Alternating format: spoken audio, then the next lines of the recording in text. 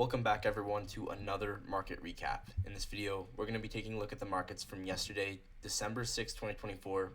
And the idea with this is as we review the markets every single day, we're all going to keep getting so much better at trading. So if you want to get better, definitely stick around, watch this video to the end, and keep watching these videos every single day because this is how we are going to make serious progress. With that, let's talk about the markets and what happened. Specifically, first thing you need to notice going into the day was we had this giant fair value gap on the 6-hour chart. Make sure you check all your time frames. You don't see it on the 4-hour, but on the 6-hour, you do have this fair value gap here. And you can see the market pushes into this. And then we get two different SMTs. We get an SMT with this low here. And then we get an SMT with this low here. So if you saw this, you could have had a good bias going into the morning that we were probably going to be bullish and get a move from IRL, which is a fair value gap, to ERL, which is this external high. Today was NFP, and we'll get into the news in a second, but as well, the higher time frame is bullish. You'll see here we're reacting off of this daily BPR here, and we're continuing higher off this daily order block midpoint.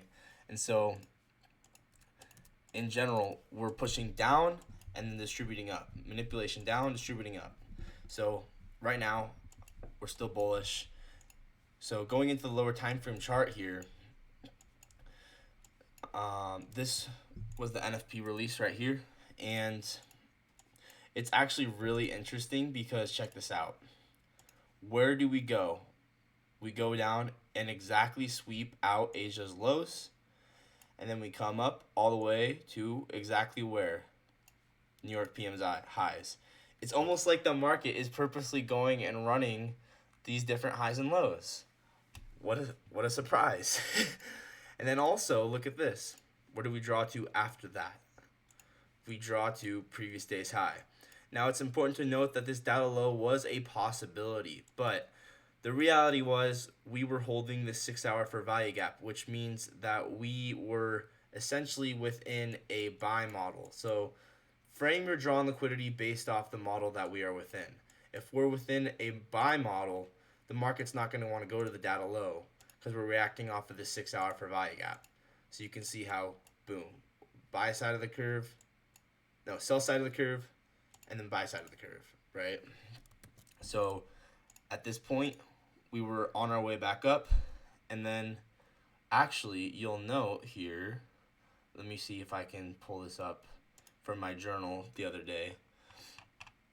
I journaled everything that happened.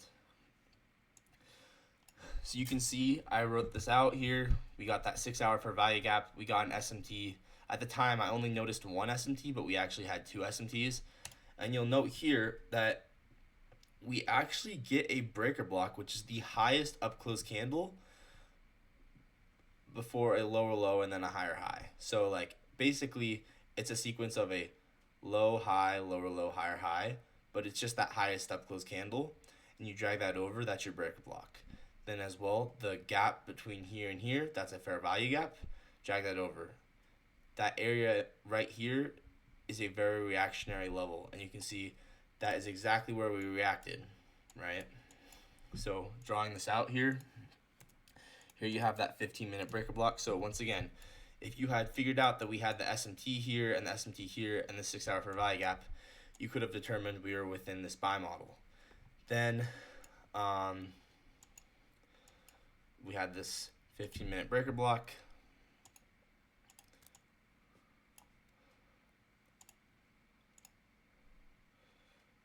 Breaker block, and this fair value gap.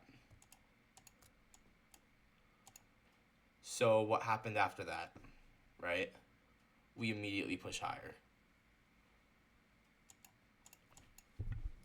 So then going into the lower time frame even more, I will get into the trades that you could have taken in just a second, but first, I just want to talk about a little bit more about what happened, right?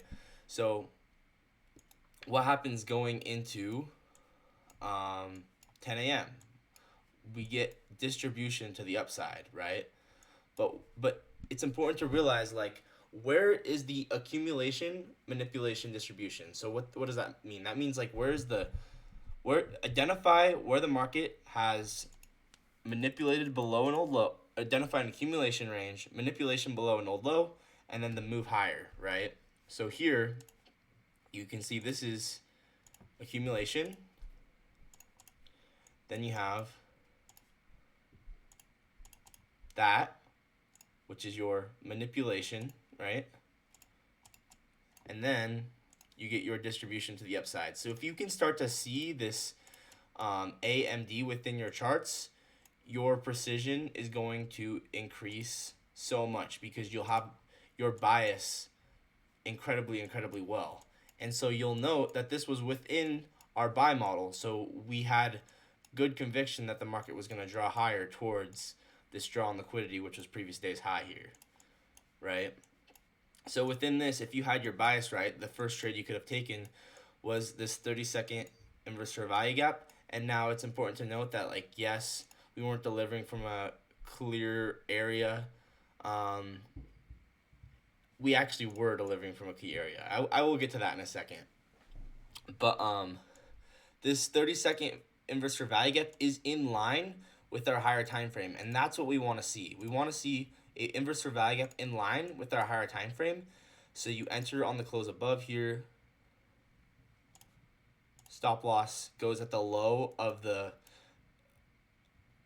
low of the candle that created the old fair value gap. So this one right here.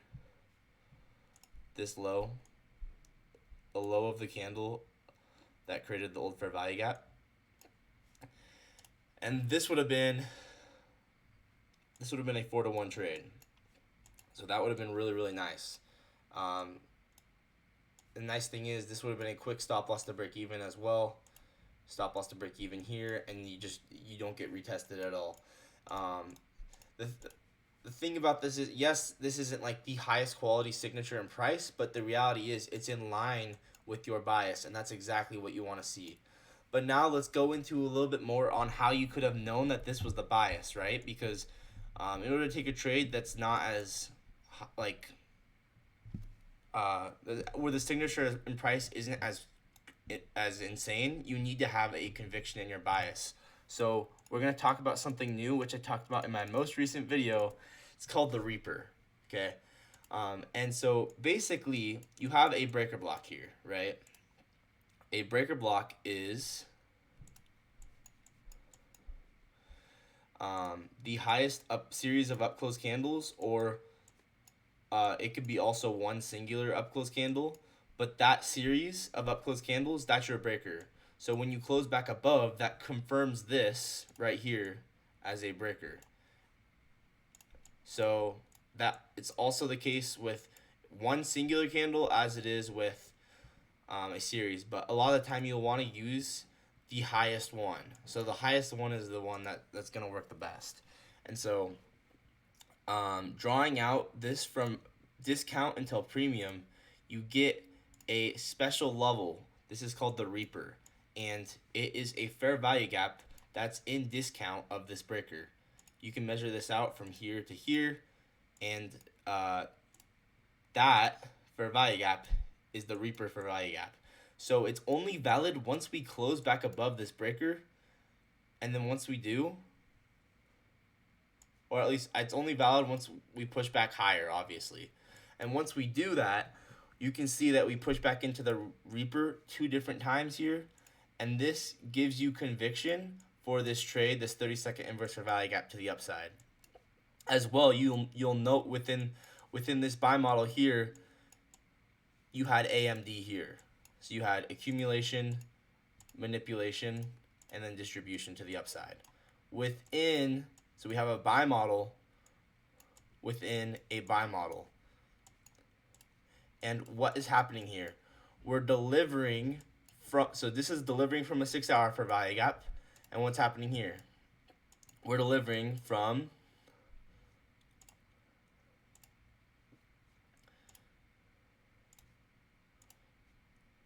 this is actually probably like a 15-minute. Yeah, we're delivering from a 15-minute fair value gap. So you'll see how these different levels will act as the bottom of these different buy models, right? So there's your 15-minute fair value gap here.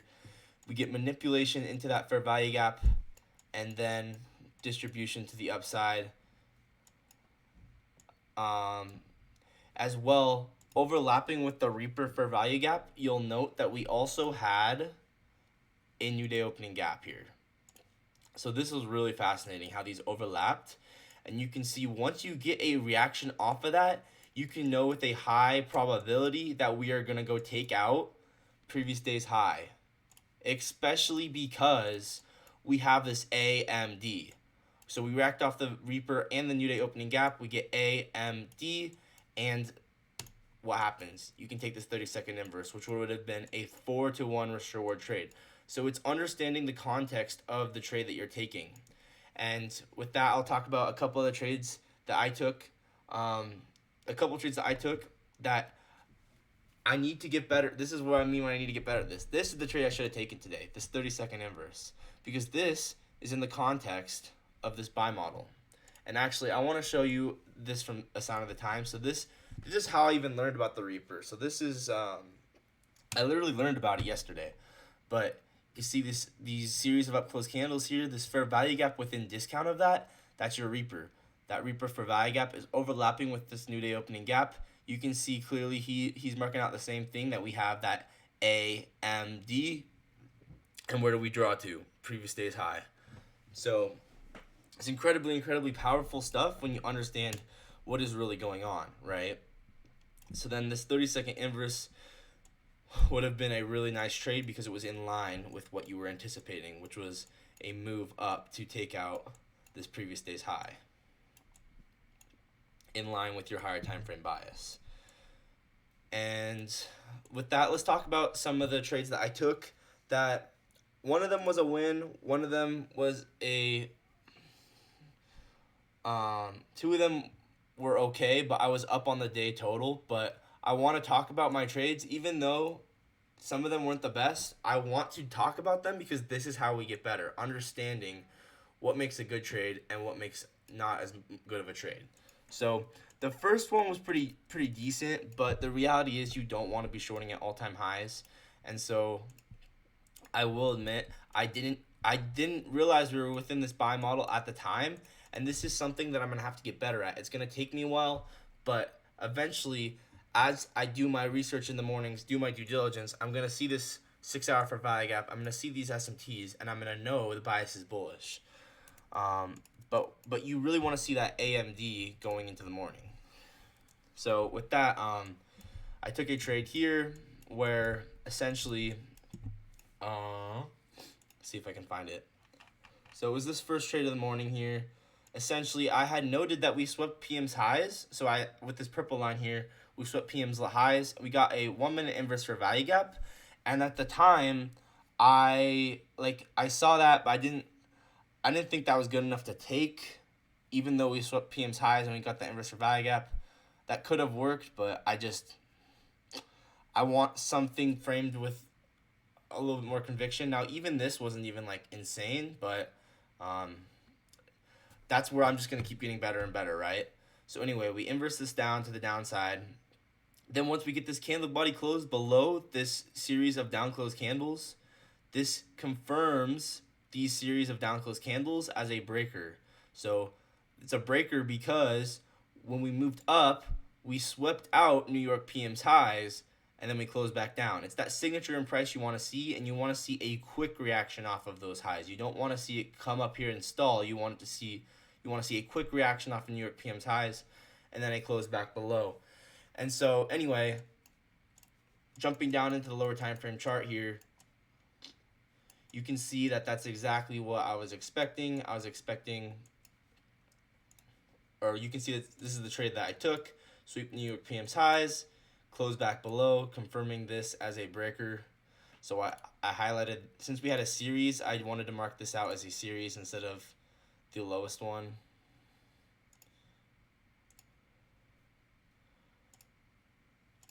And then this overlaps with this fair value gap here. So I thought this was worth a shot. In hindsight, I would have tried to take a trade within this higher time frame buy model. And so um, I'll go over a couple trades I could have taken that were within the higher time frame buy model, and that way I'll learn for the future. But anyway, this was the trade that I took, so we're going to talk about it. We had this bearish fair value gap, and then I simply targeted 2 to 1 here. At the time, I was kind of thinking that we might go to this data low, but now in hindsight, with knowing this was a buy model, having swept Asia's lows here, I would have known that we were probably going to continue higher. Anyway,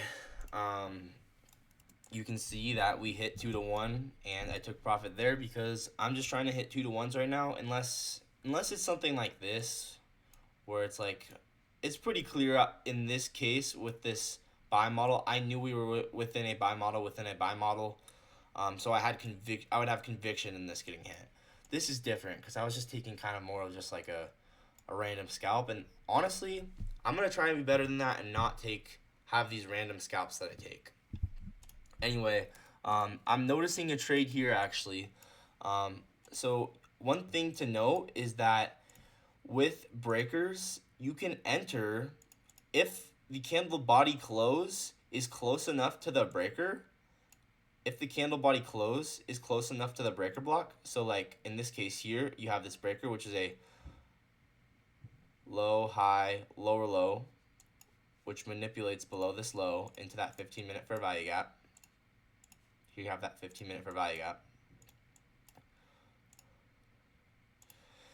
You have a low, high, lower low, which manipulates into this 15-minute fair value gap, and then when we close above this breaker here, you can actually enter because the close above this breaker wasn't that far above. So it's almost as like you're entering on the retrace, right? So since this close above validates this as a breaker, you can simply enter right here. And you probably just put your stop loss below the breaker. That's what I would do. And same thing, you could target previous day's high, and this would have been a 3.8 to 1 risk reward trade. So this is the trade that I would have took if I could redo it. And then I also maybe would have taken this 30-second inverse on maybe one of my other accounts, because I still think this one would have been good too. But if I was to redo today, I would take this trade instead and just enter on the close above this breaker block here, because you can do that. And so that's what I would have done. And yeah, I would have known the bias was bullish and we were within this higher time frame buy model here. So, shoot. Let's go and look at the other two trades I took, and we're going to talk about why they aren't so good, because in general, I'm just getting better with you guys, and I am learning from my mistakes as well. And this is how we get better, is by reviewing my mistakes and all of our mistakes. So please post your trades in the Discord so that way I can review them in my market recaps, and we can all learn from each other, and we can keep getting better at this together. That's the whole idea, is that we're going to keep learning and getting better as a community. So anyway, the trades that I took, honestly, the only reason that they were okay was because it was the signature and price. And I made a video on this yesterday. The signature and price you want to see is delivery from somewhere and then an inversion in like less than 3 candles. That's what you want to see. The problem with this is what is really going on here. Yes, we're delivering from a bearish fair value gap. Yes, we get an inversion in 3 candles, but understand the higher time frame. What's going on? We're within a buy model, and the market, yes, there's a data low here, and that was kind of like in my mind. But understand, we haven't really had any AMD yet. There's no lower time frame model within this higher time frame model yet. And like this could have worked, but I want to be taking higher probability setups than this. This isn't going to get me this isn't going to be high enough conviction. Like, was there even an SMT? Like, you got to be thinking about all these things, right?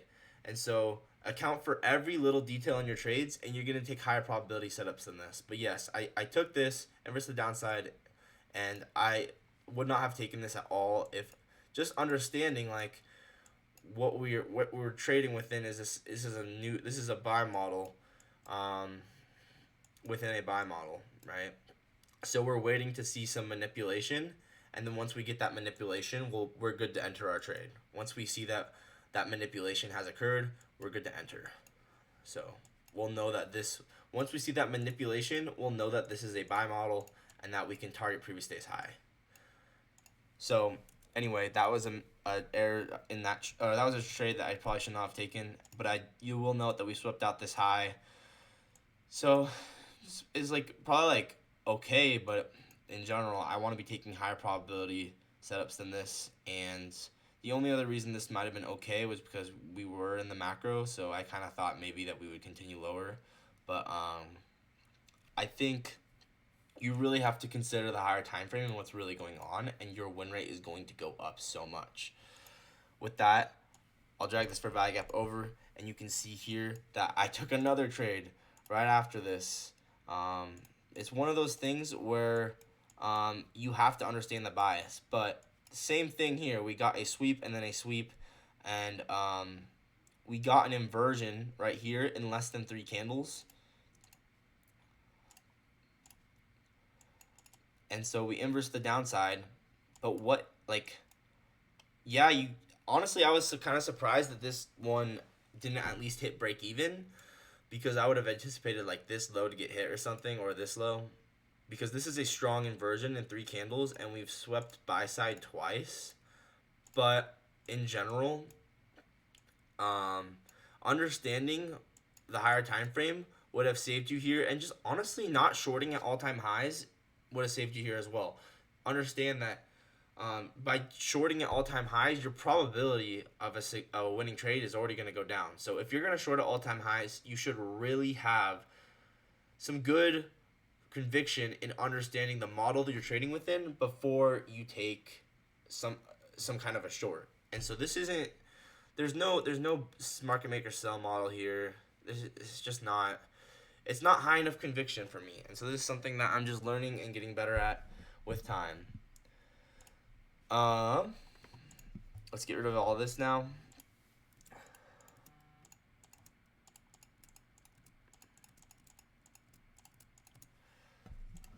So jumping down into the lower time frame here. So like I said, there was that breaker block. So I think you might find this interesting, but there was this breaker. So the bottom of this buy model was that breaker block for a value gap that I talked about in the beginning of the video. And so that was the bottom of this buy model. And then as we retest that new day opening gap and Reaper, you can assume we're going to distribute higher. What else do I want to talk about? There's more. Let me look at my journal and we'll figure out what else I want to talk about. So I talked about all this, talked about that. This was a BPR we were delivering from as well. So I kind of thought that gave me conviction, but once again, it's understanding the model you're trading within. I didn't understand the model we were trading in. Yes, there was a data low, but in general, understanding that this was a buy model and that we hadn't really seen any AMD yet, right? So there didn't really make sense. We're within a giant 5-minute for value gap. It just doesn't make sense to take either of these shorts because we're within this lower time frame buy model, within the higher time frame buy model, and we hadn't really seen that AMD like we wanted to see. So anyway, we then went up and took out previous day's high. These were the two main different draws on liquidity, which was this data low and this previous day's high. And you can see that we did end up going to this previous day's high because this one was the draw that was in line with our bias. And so I'm saying, like, in general, look at the higher time frame, right? The higher time frame, we're getting manipulation down, holding of bullish PD arrays, so holding of this bullish BPR, holding of this bullish breaker block, SMT at these lows, and I'm marking out my standard deviations, and you can see this 2 to 2.5 seems to be like an area we were drawing. So the higher time frame still seems bullish. If you're trying to short at all-time highs, you will get wrecked. This is so important why we need to list out our key levels and SMTs in the morning so we don't have our bias wrong. Then let's talk about, I think there's a couple more trades I want to talk about. from people on Twitter. Unfortunately, there haven't been a lot of people posting trades on Twitter, which is a little disappointing because I'm trying to learn from people, but it's whatever. If you guys have anyone else I should follow, let me know so I can follow more people. But and in general, and if you guys have any trades you want me to review, send them to me before I make these market recaps. But we got this trade from Moss.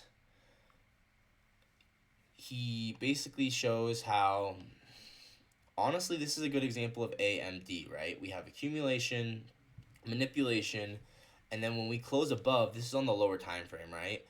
We form this is a change in state of delivery. On that retest of that change in state of delivery after AMD, you would enter, and then you could just simply target probably like a 2-to-1, and this would have been a great trade. If I pull up this here, like I said, this is kind of your accumulation. This is your manipulation, right? I believe this is the trade that he took, right?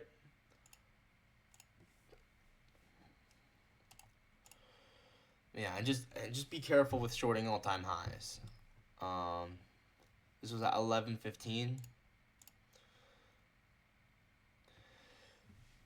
So he's probably referring to this CISD right here.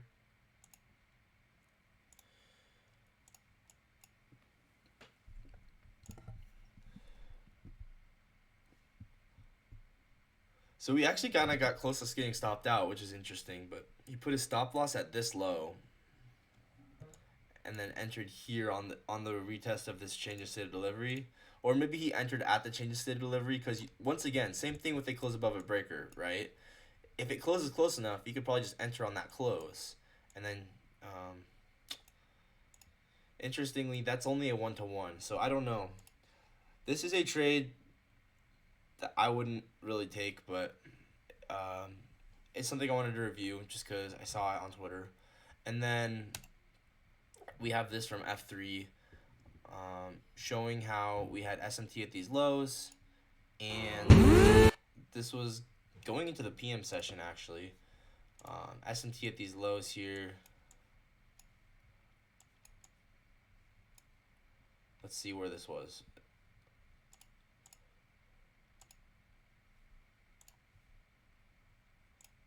SMT at these lows.